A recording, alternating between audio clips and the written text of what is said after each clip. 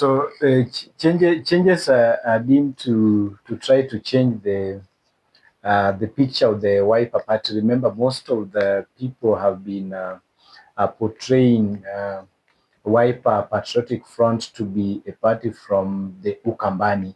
So by bringing other participants from different regions, it now makes the Wiper Party to be a national party. Yes.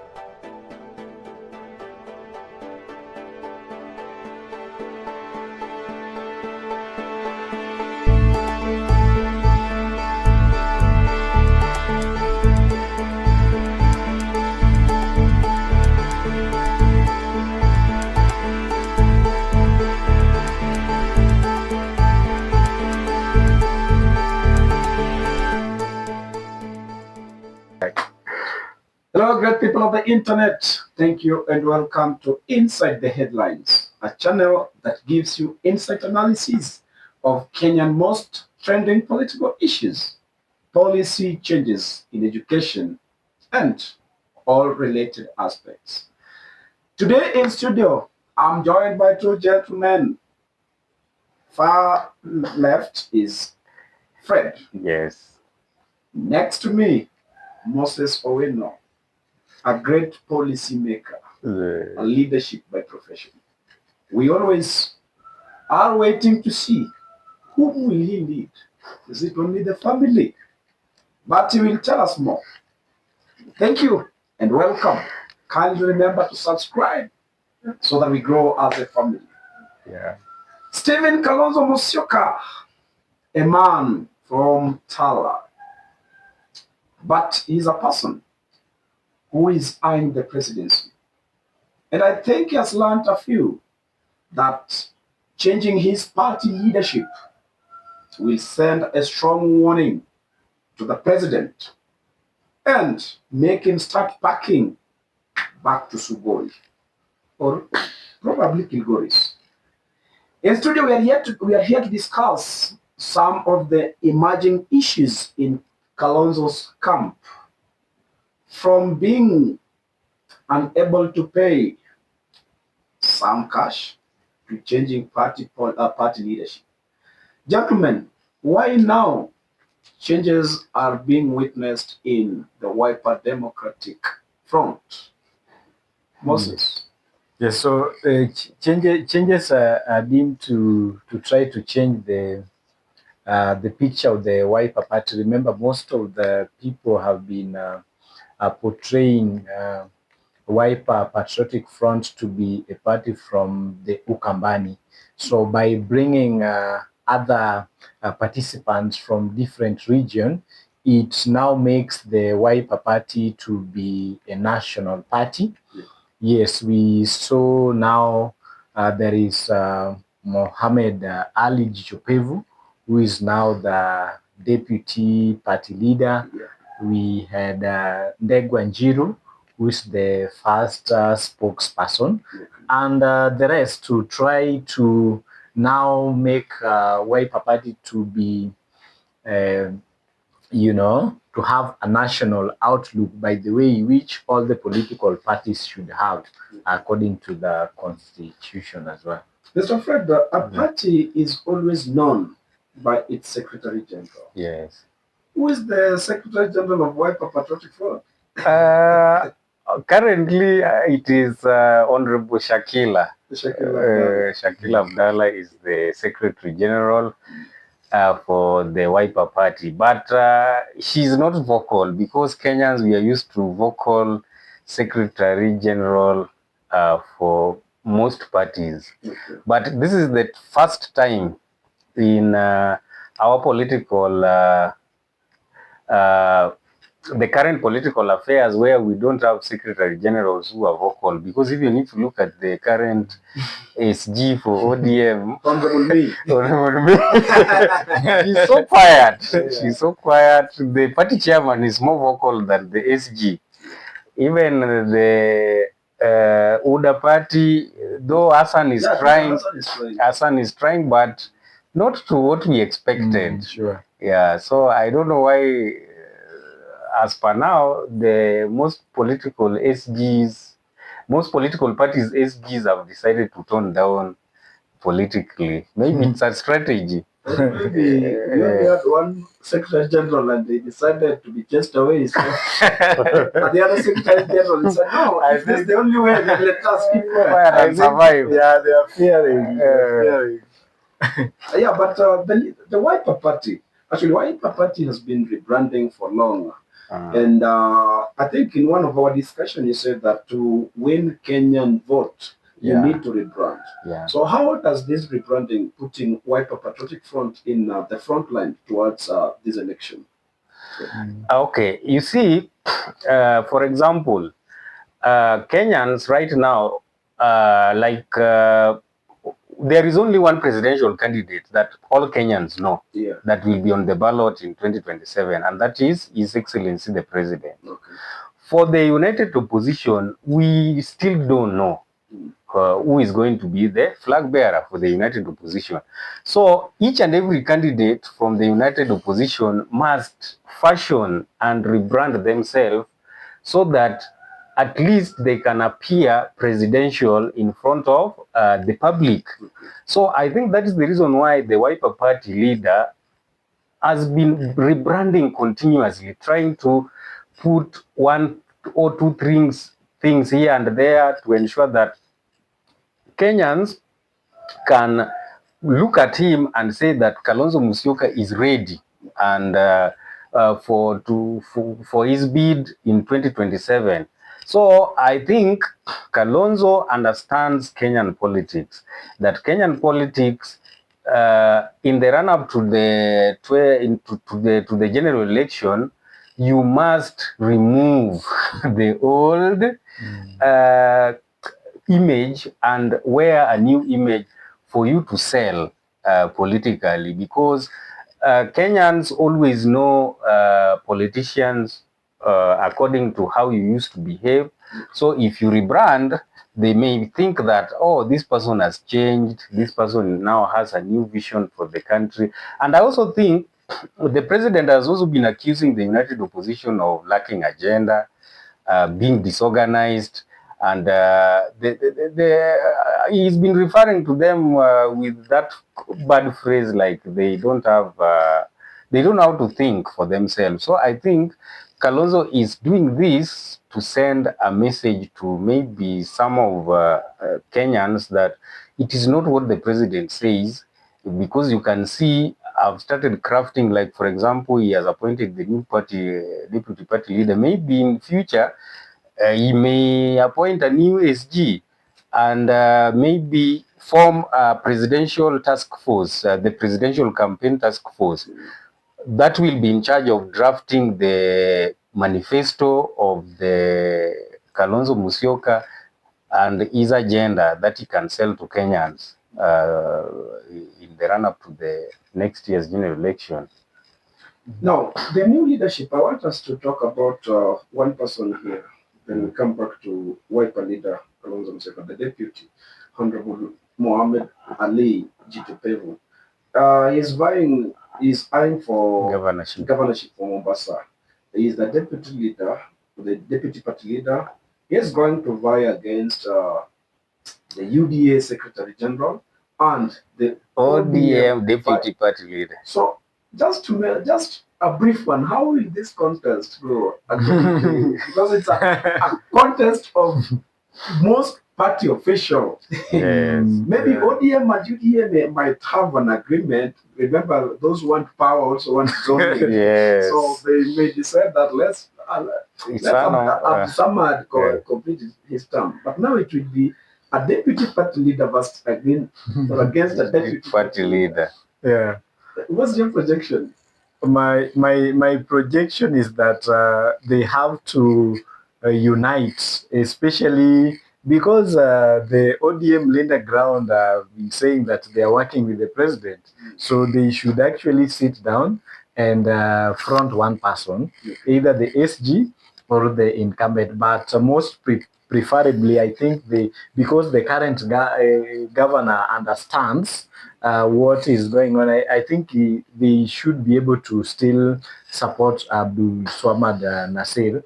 Of course, now the MP for Nyali, Mohamed Ali, will also now, so it will be a two-horse race.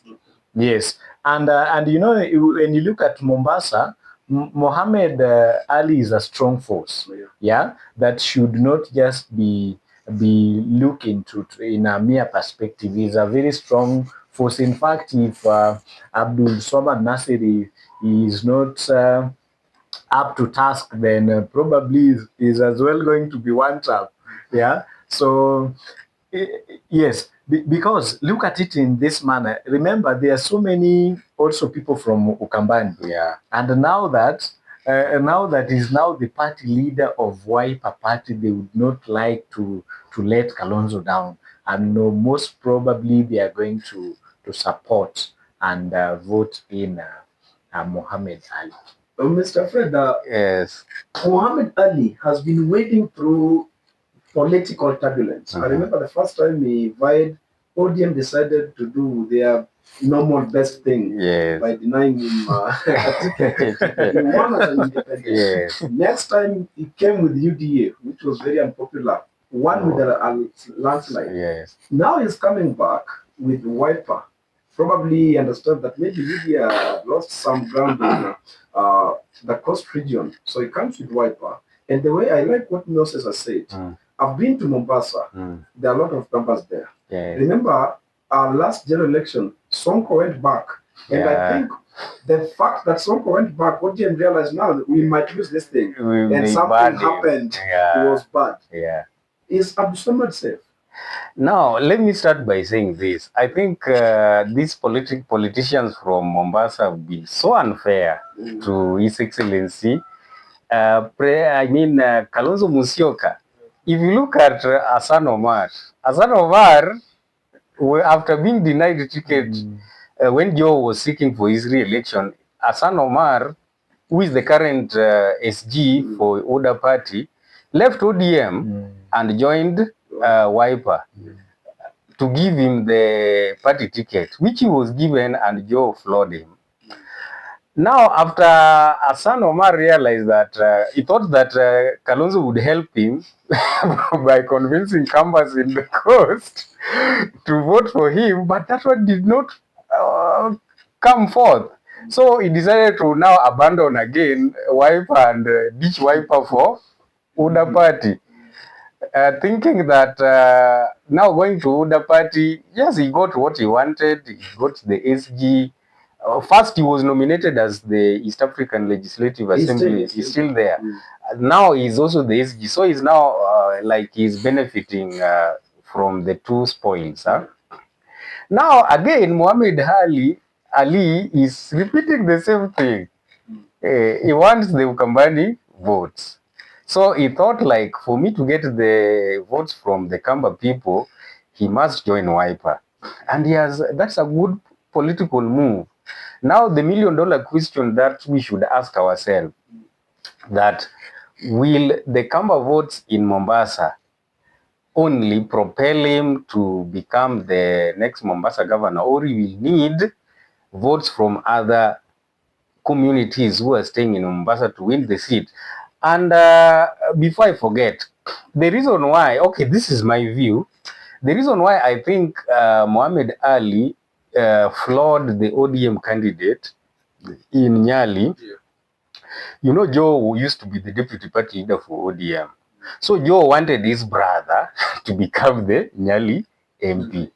And it was against the voters of Mombasa. In fact, even the Luos, who are the major, they form the huge chunk of electorate in Nyali constituency, they were against Joe's brother. But because Joe was the deputy party leader then, he forced them so that his brother is given the party ticket. And that is how Mohamed Ali has been winning, because of the so-called direct party nominations. So now, this time around, that Mohamed Ali is not going to... It was not Joe's brother. Okay, What happened in 2020? that is in 20. I think Mohamed Ali did an exemplary work, Yeah. and I think that one made him to earn the trust of the voters. So the voters wanted him to maybe continue with this work. Sure. So I don't know this time round, because now Mombasa is not only Nyali, it's now going to be the whole county. Yeah, we have Whether- Jomvu, Likoni, yes. Kisauni, Nyali. There are around 8. Yes. So in my projection, me, I think, and I'm not saying this as an ODM member I know or an the ODM. deputy government spokesperson. Abdul Swamad is going to floor Mohamed Ali Yeah. early in the morning. Speaking, this is my personal opinion. Speaking Yeah. as a person who have lived in In Mombasa for Mombasa. more than 5 years, it's going to be a very difficult race. Yeah. Mohamed Ali comes from Somali community, Yeah. and there are so many in Mombasa. That's the first thing. And Abdul Samad comes from the Swahili community. They're there. So, and Mombasa is one county that is very dangerous because the concept of ethnicity is very High. rampant. It's very high. Mm. So, the Somali will go against the Swahili. So, it will primarily. They will go against the broad-based government because they are in broad-based. No, So Abdul Swamad will be the broad-based government candidate in Mombasa. I- So are Somalis going to go against the broad-based?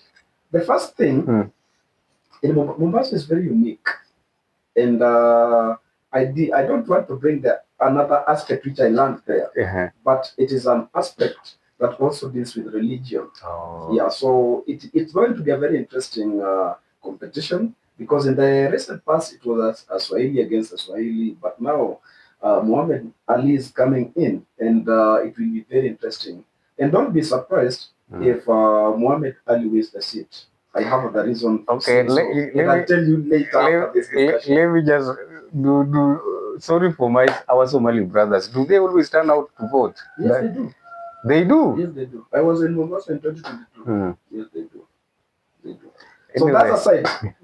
We'll wait and see. Yeah, we'll wait and see, and if we find time, we'll discuss about the Mombasa Gubernatorial race. Yeah, yes. Now, Steve-O, the past watermelon, he has changed, and we are seeing that nowadays he's been on campaign trail, working out, reaching the position, going to the mountain, trying to woo every person. Come on, this is my last bullet, and I remember when there were some rumors of which you are part of them, Mr. Fred, that he had joined the president in the State House. He came out gun blazing. Yes, and said that over his dead body. Over my dead body, can I work with Ruto? And I remember Mike Mbuvi Sonko telling him, this is your last chance. Yes. Do you believe that this will be the last chance for Kalonzo? Because Kalonzo is ever young. He will come 2032, he will be even younger. Nonsense. So I think up to this time it is very unfair to still brand That is watermelon. the former vice president the watermelon. I've said former watermelon. That is not right. So being some people perceive that it's going to be his last time, but I don't think is not going to be, of course, the last time of Kalonzo Musyoka in the political arena. Okay. So this is what is going to happen. Kalonzo is still going to be there. What is going to take place now is infiltrating the other areas. Yeah. Yes, infiltrating different regions to try and make Wiper a bigger party. I think that's the future goal that the Wiper Patriotic Front is having, so that they increase their membership all through around the country. And that is why you've been seeing their opening offices or across the country to ensure that they increase the membership and also advertise Wiper Party to different regions. so that I think it might be the next ODM party during Raila. Okay. Yes. That's okay. Now, in my own thinking, this is not the last bullet for the former Vice President Kalonzo Musyoka, because even if he was to win the 2027 general election and and get sworn in as our sixth president, he will seek for his re-election in 2032. So by saying that he only has one chance, it means that even if he wins the election, then in 2032 he cannot seek for his re-election. So the fact that this will be his first term as the president, it means that he still has a chance even up to 2032. So even if he doesn't win, I think Kalonzo Musyoka can still vie in 2032 and become our president. Maybe from 2037 is when he cannot, it is not going to be possible. So I think the former vice president still has got 2 bullets But a lot of people in his magazine. Maybe having bullet is not a problem. The problem is how to fire How to fire. but he's learning how to fire it right now. The problem has been learning from somebody who fired 5 times, but never ever target. But right now, maybe yes, the likes of Rigathi Gachagua, who are coming from Murima, they have the experience on how to fire the gun. Rigathi understands the target. It fires one, shoots one, shoot. There is no reactor. But a lot of people, especially young generation, are saying that they need fresh blood in leadership, in governance. And I remember one of the videos that we did, there was some comments of people saying that we don't need these leaders. They have been in leadership for more than 40 years, but nothing can be accounted for. And that person was primarily referring to His Excellency Kalonzo. He said that he has been in the political arena for long, and there is nothing substantive that can be accounted to his name. So does this one change his image towards this election process? No, we need fresh blood, right? Do you believe that we need fresh blood? I believe that we need fresh blood. If we need fresh blood, why are you agitating for these people who have been in leadership for more than 30 years? No, what I'm saying that we still need people who are experienced. True. Right? I agree. And we cannot say that Kalonzo Musyoka, there is nothing that we can put on its name. Remember, the last time Kalonzo was a vice president was when? During the time of Kibaki. 2013. Yeah, 2013. Up to 2013, he's been out of power. And remember, during that time, he was just an appointee of the president. So let us give him the chance to really see that what can Kalonzo do as an individual, as the head of state. Then from there, we are able to judge, right? Saying that maybe Kalonzo, he has nothing. Maybe Kenyans can really say it is not fair. So let's give him time and let us allow him to also serve. Deputy Chancellor now. Yes, I agree with my brother today for the first time. I agree with him wholly. Okay. Now, just like what he has said, that in as much as Kenyans, especially the Gen Zs, they want fresh blood. But remember, the presidency is the topmost seat in our country. We cannot afford to gamble.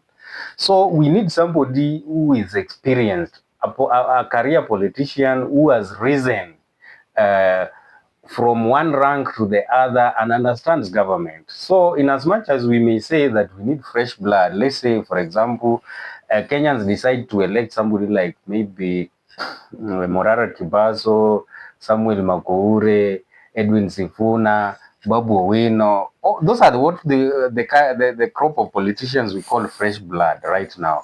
So if you look at all those people that the Kenyan Gen Zs especially want to become our next head of state, they still lack experience. Just like my brother said, we need experience, exposure, for somebody to become our next head of state, because that is a topmost seat that we cannot afford to gamble with.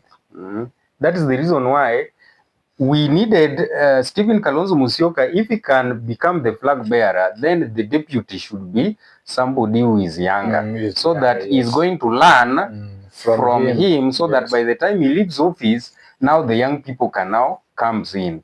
And also, maybe Kalonzo Musyoka in his presidency, we don't want to see these old folks being appointed as CSS, heads of parastatals.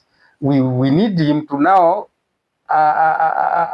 allow the young people to serve in his government, so that they learn how government operates, so that they take leadership of the country later. And also something that I wanted to add. Yes. I think also this fresh blood, let us also start testing it by electing these young people to the positions of MP and MCAs. You know, they are very old people who are still vying as MCAs. Very old people, we see them in parliament. They cannot even talk in parliament, and even the Senate. So let us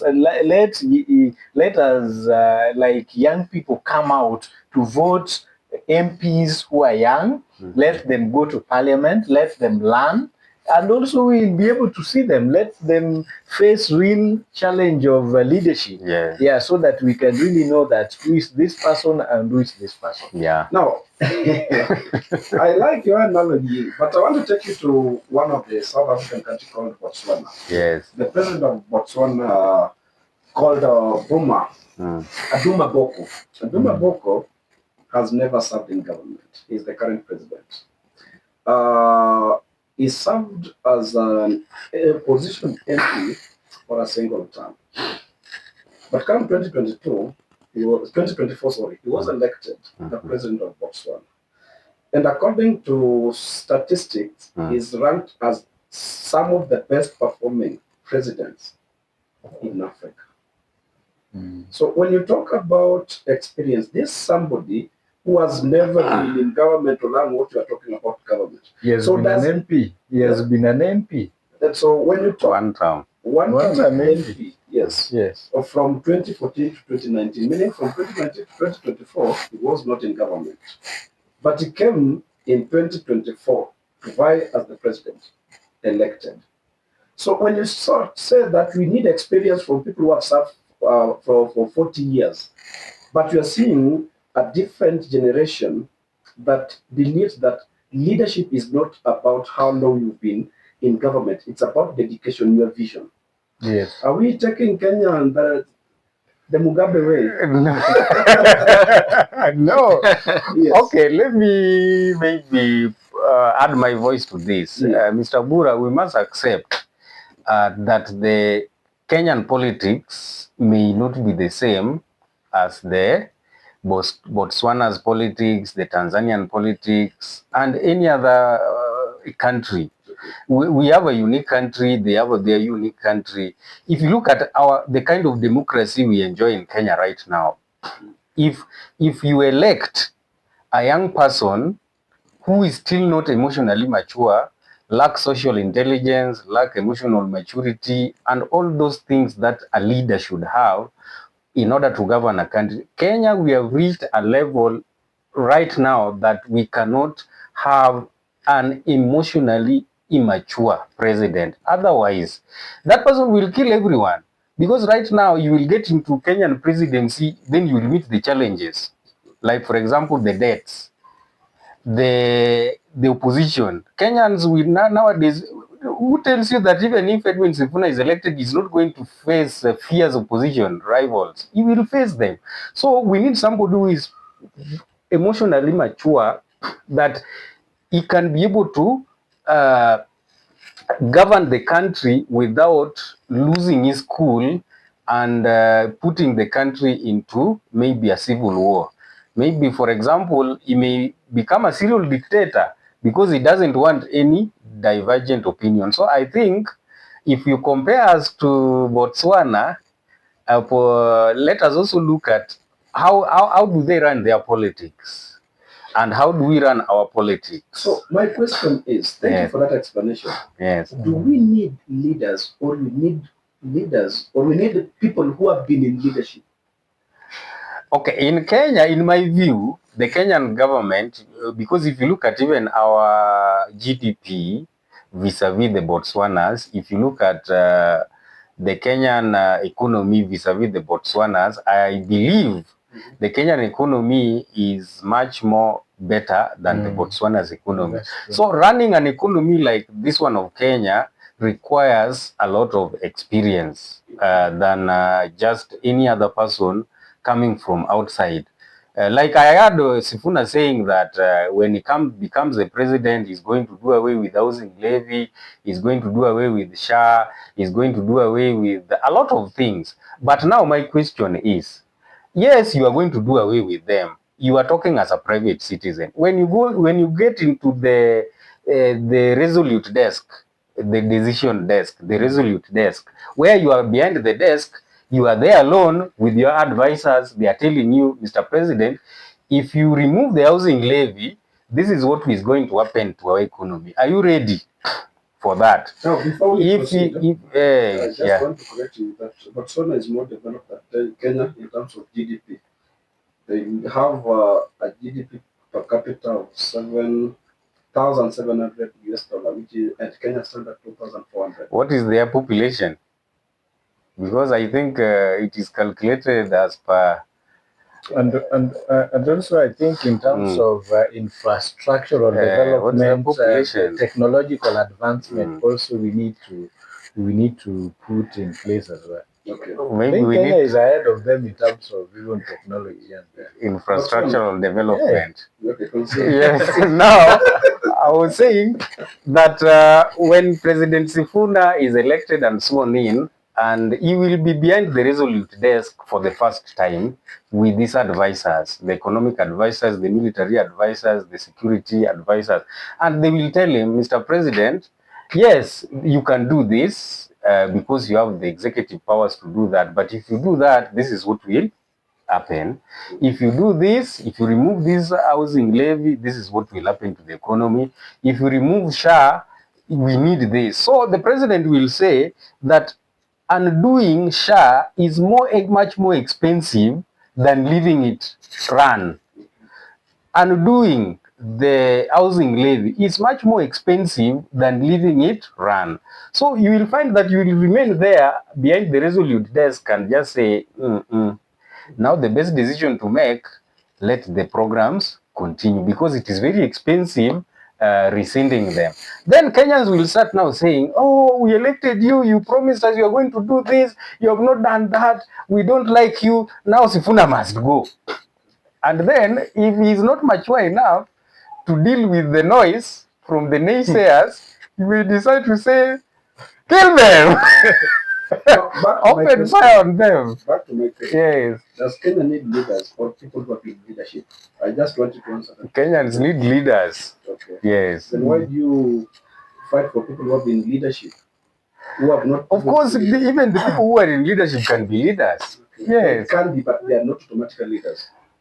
Of course, Kalonzo is a leader. I'm not talking about okay, Mr. Bure, on the same breath, let me also say something. Kenyans are not saying that because you are old or because you are aged, we are going to elect you as the president. What Kenyans are saying, they need someone who has a good track record, someone with integrity, someone that can promote human rights, all right? And Kalonzo can do that. They're not saying any other person, right? And on your question, it's the same thing that someone may say that you are not you are the people who are not educated are getting prospering as opposed to people who are that is just could be 1 in a million or maybe 1 out of 10, right? So there are people who can be good leaders when they're young, and the same there are people who can still be good leaders when they are 80 years, all right? So what I think we need to follow is this person can this person work for the people? My last question. Yes. Are leaders never born? Specific answer. To me, I think that could be both. Yes or no? Yeah. Are leaders never born?